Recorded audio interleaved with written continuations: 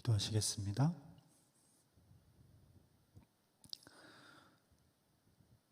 참 좋으신 하나님 아버지, 오늘도 우리에게 생명 주시고 호흡 주시고 오늘 하루의 삶을 허락하셔서 여기까지 인도해 주시니 감사합니다. 오늘 이 밤에 우리가 다른 곳에 가지 아니하고 다른 것에 마음을 두지 아니하고 하나님을 예배하는 자리에 우리의 마음을 두고 오직 살아계신 하나님께만 우리의 마음을 드리고자 이렇게 예배당에 나오고 예배의 자리에 나오게 하심에 감사합니다. 성령 하나님, 이 시간 충만히 역사하여 주셔서 하나님의 마음을 알게 하시고 하나님의 말씀이 깨달아지게 하시고 하나님의 말씀이 믿어지게 하시고 하나님의 말씀으로 내 전 존재를 돌이킬 수 있는 이 귀한 시간이 되게 하여 주시옵소서. 말씀을 전하는 자가 하나님의 말씀을 담대히 전하게 하시고 예수 그리스도의 표적과 기사와 이적이 나타나게 하여 주시고 많은 사람들이, 이 말씀을 듣는 모든 많은 사람들이 하나님께로 돌이키는 역사가 있게 하여 주시옵소서. 우리의 마음을 살피시는 하나님, 이 시간 우리의 마음을 주님께 온전히 드리기를 원합니다. 마음을 다하게 하여 주시고 간절한 마음을 품게 하여 주시고 하나님께서 간절한 영혼들에게 은혜를 베풀어 주신다고 하셨사오니 주님을 간절히 찾는 자를 주님께서 만나 주신다고 하셨사오니 우리가 이 시간 간절한 마음으로 주님을 찾습니다. 살아계신 주님을 말씀을 통하여 만날 수 있게 하여 주시옵소서. 그리고 그 말씀을 우리의 심령에 품고 살아가는 우리 모두가 되게 하옵소서. 예수님의 이름으로 기도드립니다. 아멘.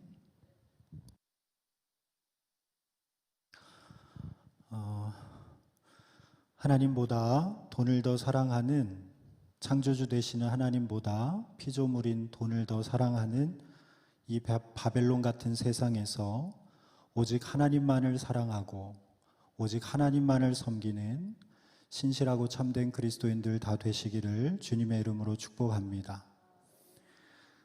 서강대학교 철학과 명예교수와 미국 칼빈 신학교 철학신학 교수로 재직 중인 강영한 교수님은 이렇게 말했습니다. 무신론자들이 우리 그리스도인들의 적이 아니다. 오히려 예수를 믿는다면서 하나님이 존재하지 않는 것처럼 사는 사람들이 더 무서운 적이다. 여러분, 예수는 겉으로 믿는 것이 아니라 속으로 믿는 것입니다. 예수는 외면으로 믿는 것이 아니라 내면으로 믿는 것입니다. 예수는 마음으로 믿는 것입니다. 예수님을 믿는다는 것은 입으로만 시인하는 것이 아니라 마음으로 믿어 의에 이르는 것입니다. 마음으로 믿고 입으로 시인하는 것입니다. 마음으로 믿는 사람은 입으로도 시인합니다.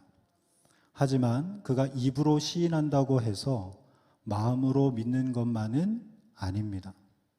2000년 전에는 이것이 같았습니다.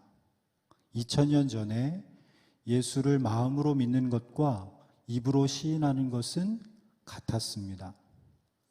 그런데 지금은 같지 않습니다. 저 북녘 땅, 저 북한 땅에서는 마음으로 믿는 것과 입으로 시인하는 것이 같을 수도 있겠지만 지금 우리가 살아가고 있는 이 남한 땅에서는 마음으로 믿는 것과 입으로 시인하는 것이 같지 않을 수도 있다는 것입니다.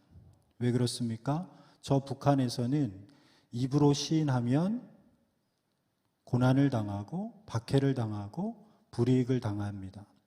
그런데 이 남한에서는 입으로 시인해도 우린 잡혀가지 않습니다. 우리가 이렇게 자유롭게 예배를 드린다고 해서 우리가 잡혀가지 않습니다. 그래서 입으로 시인해도 마음으로는 얼마든지 믿지 않을 수 있는 겁니다. 그러니까 우리가 이렇게 자유롭게 예수를 믿을 수 있는 것은 분명히 복입니다. 축복합니다. 축복합니다. 다른 데 태어날 수도 있었는데 이 자유 대한민국에서 태어나서 우리가 이렇게 예수를 믿을 수 있다는 것, 이렇게 수요일 저녁마다 나와서 예배를 드릴 수 있다는 것이 복입니다. 우리가 입으로 시인할 수 있다는 것이 복이라는 것입니다.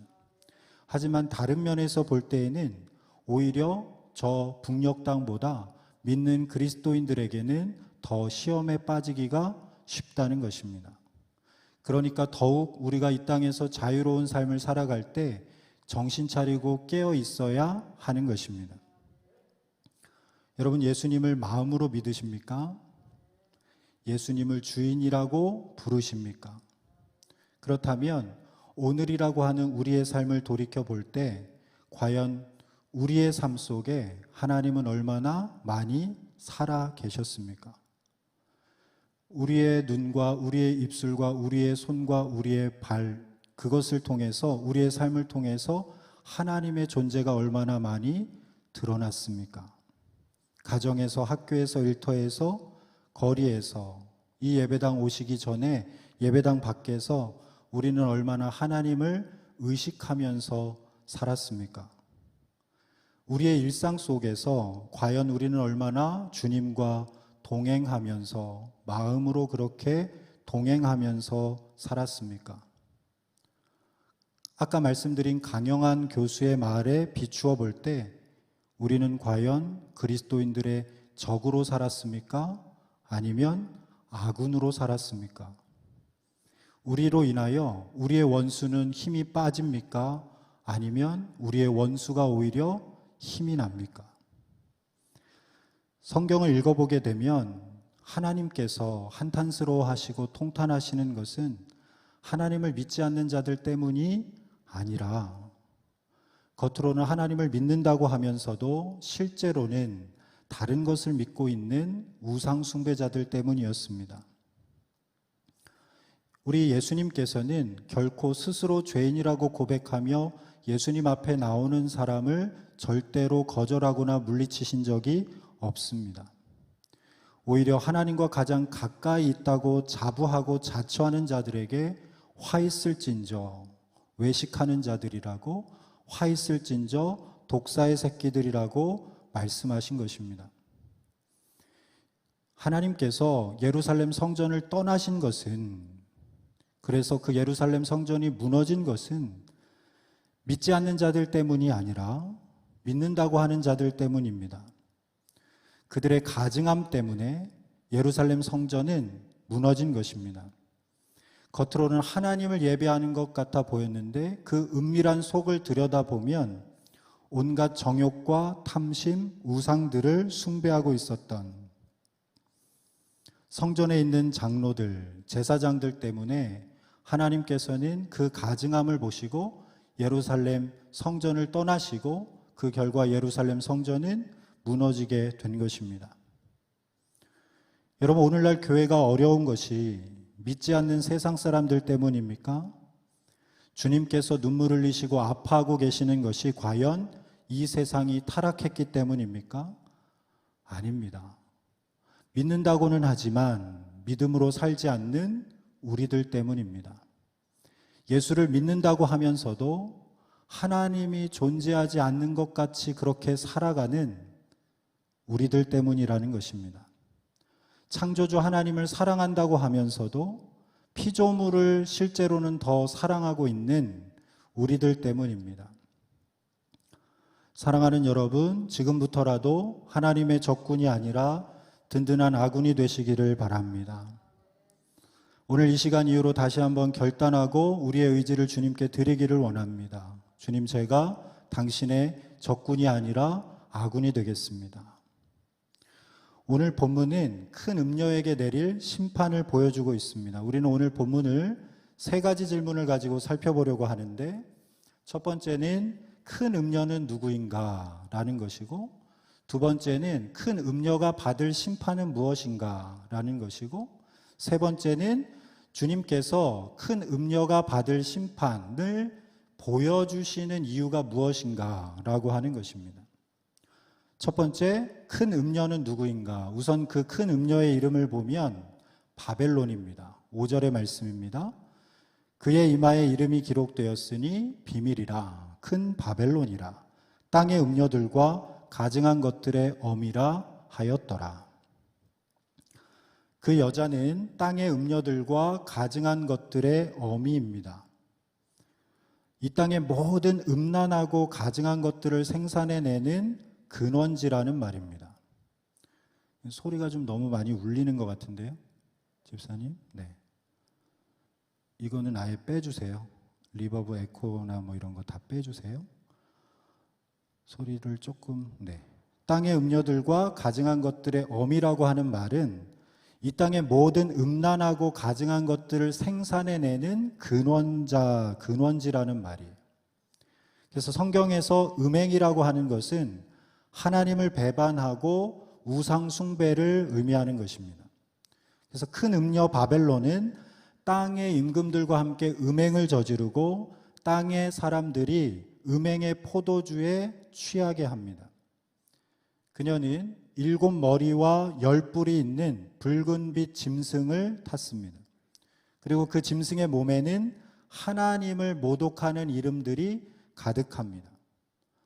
화려한 자줏빛과 붉은빛 옷을 입고 온 몸에는 금과 보석과 진주로 치장을 했습니다.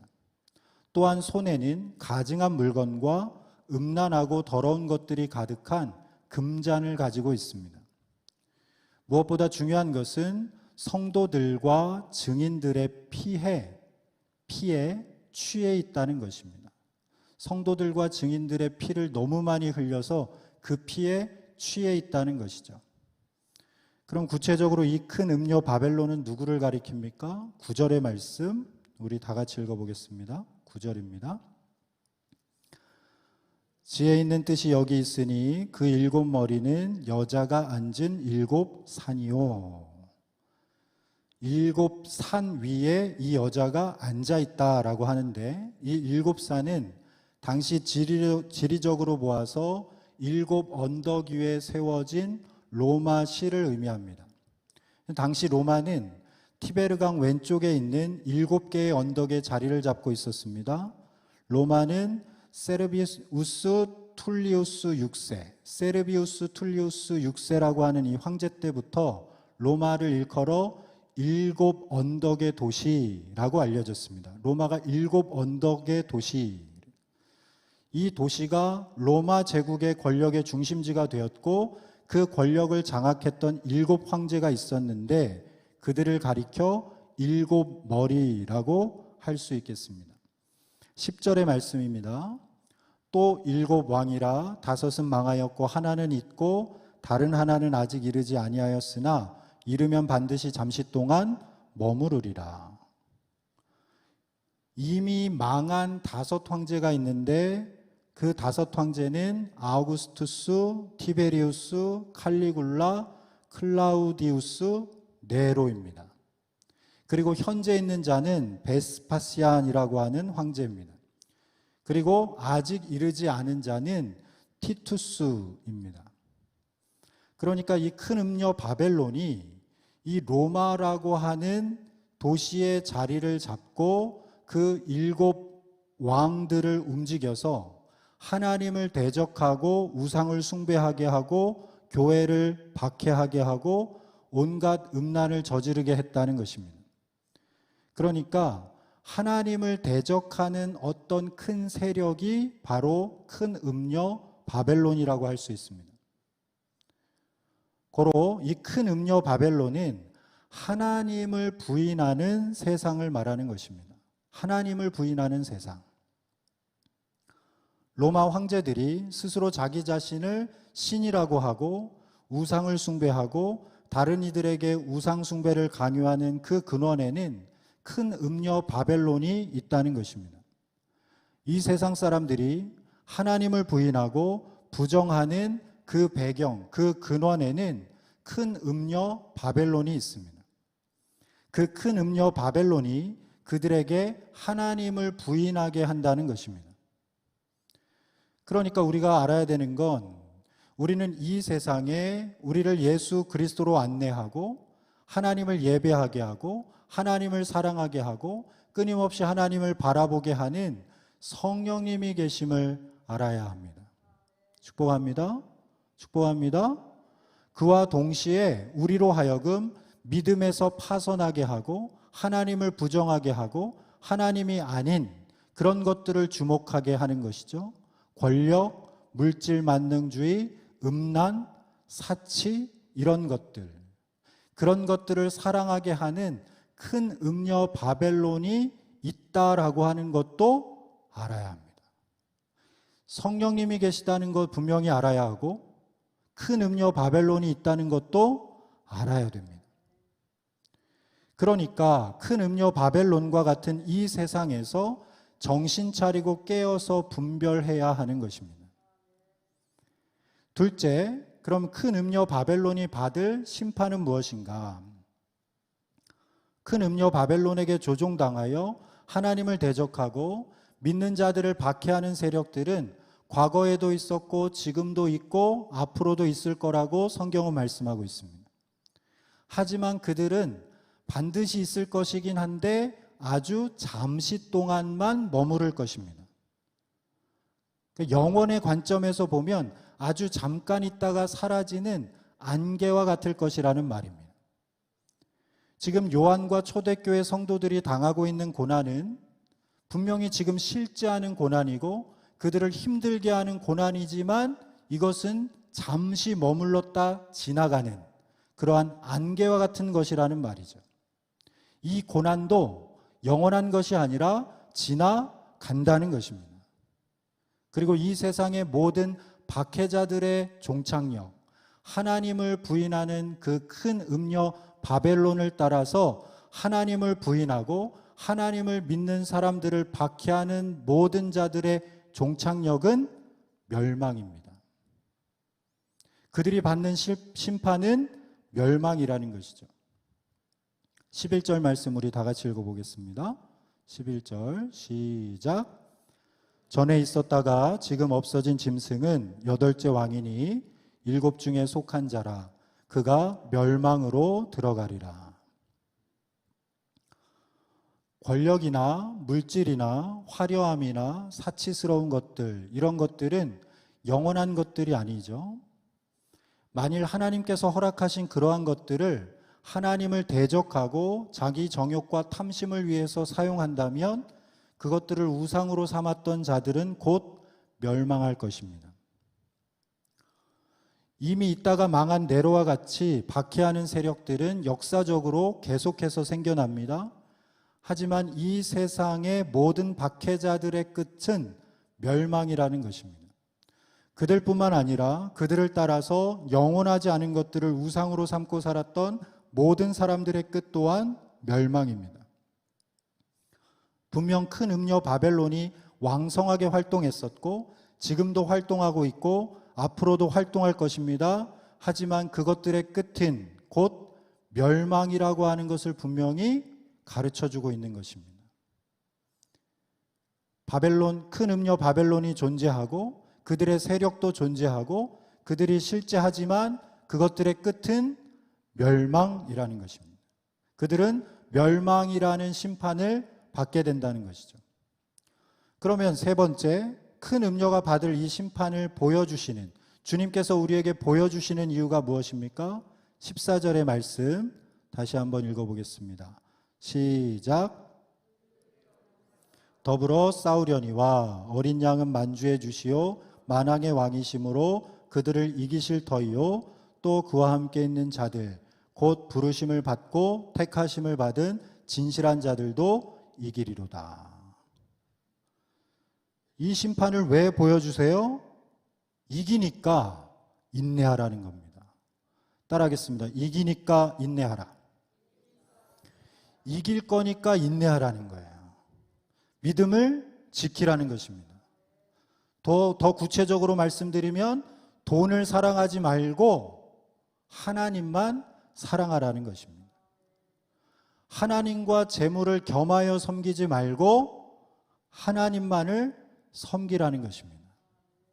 하나님과 재물을 겸하여 섬기는 건 있을 수가 없죠. 하나님을 섬기든지 재물을 섬기든지 하나님만을 섬기라는 것이죠. 디모데전서 6장 10절 말씀에 돈을 사랑함이 일만하게 뿌리가 되나니 이것을 탐내는 자들은 미혹을 받아 믿음에서 떠나 많은 근심으로써 자기를 찔렀도다. 돈을 사랑함이 일만 악의 뿌리가 된대요. 돈을 사랑함이 일만 악의 뿌리가 됩니다. 큰 음녀 바벨론의 특징은 예나 지금이나 돈 하는 것입니다. 돈 하는 것이에요. 여러분 꼭 부자가 아니어도 돈이 평안과 행복을 가져다 주는 줄 아는 자는 다 바벨론에 사로잡혀 사는 것입니다. 가난한 사람도 돈의 노예가 될 수 있고 부자는 또 돈의 노예가 될 수 있습니다. 여러분 주님께서 돈 많은 사람에게 복이 있다고 하셨습니까? 제자들에게 너희들 돈 많이 벌어라 이렇게 가르치신 적이 있습니까? 너희들 돈 많이 벌어야 된다 그렇게 가르치신 적 없습니다.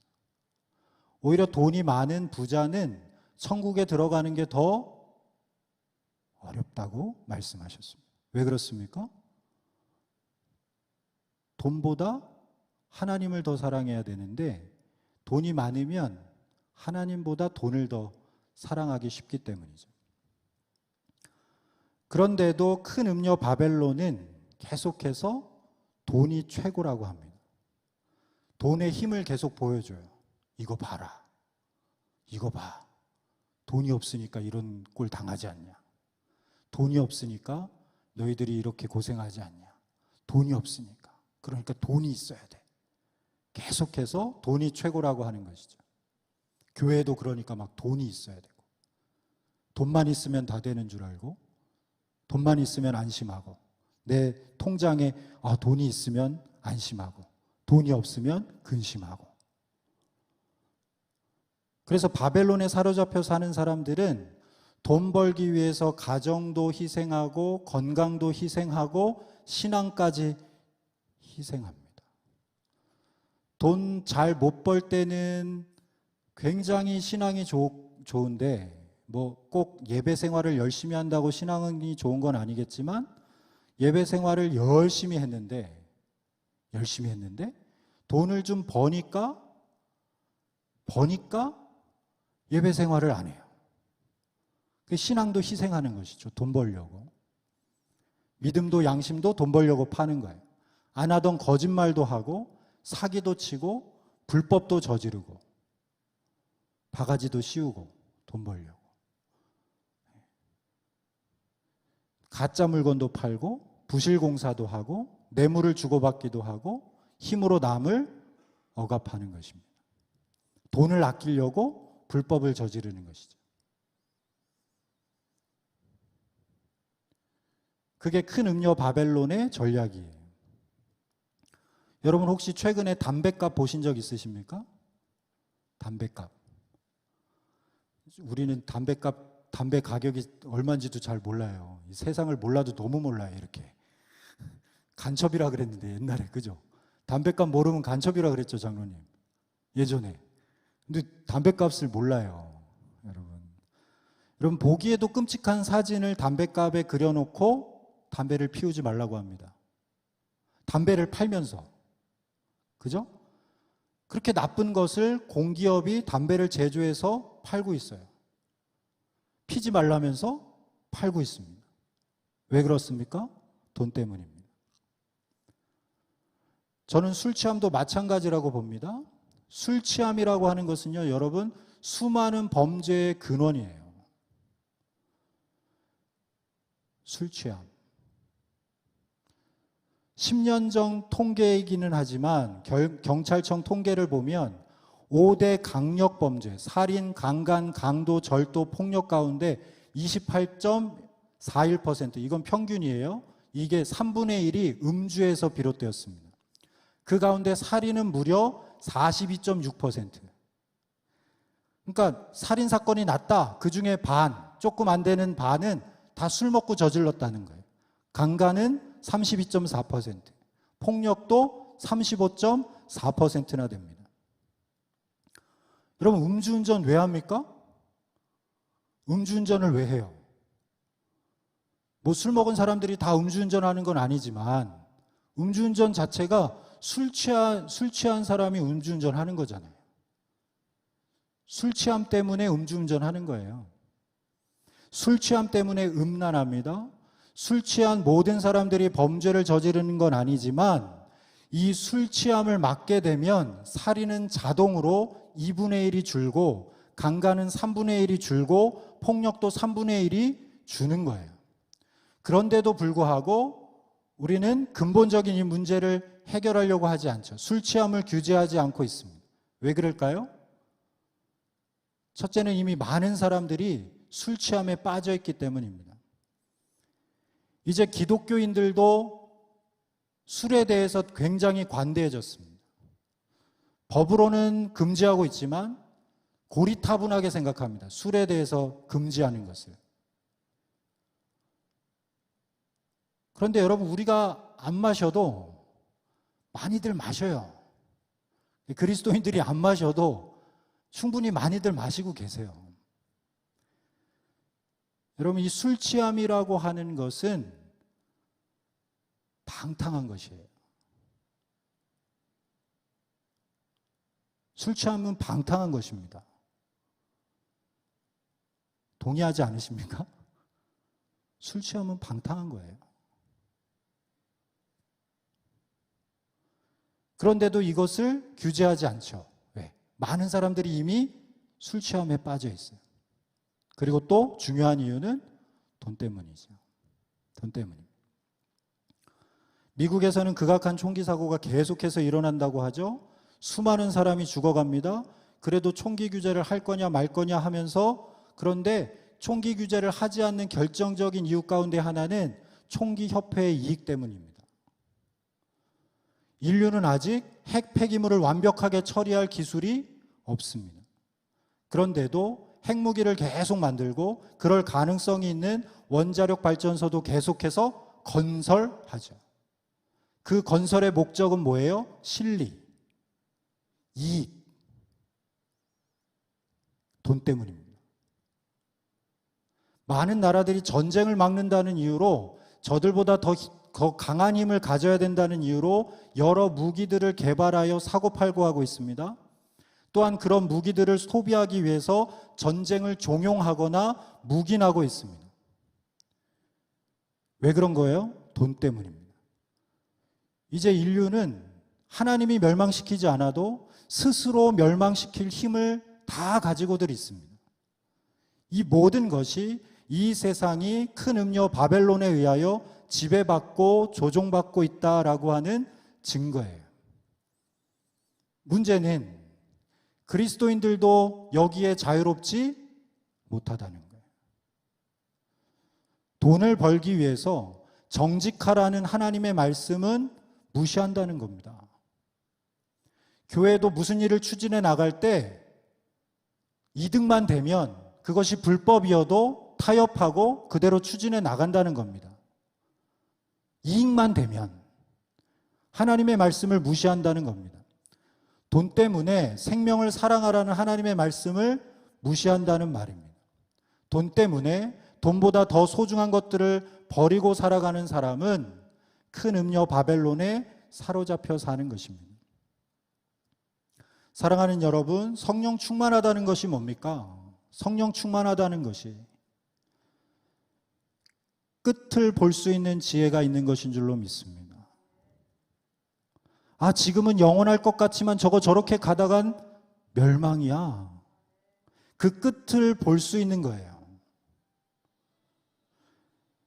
겉뿐만이 아니라 속을 알 수 있는 지혜가 바로 성령 충만함입니다.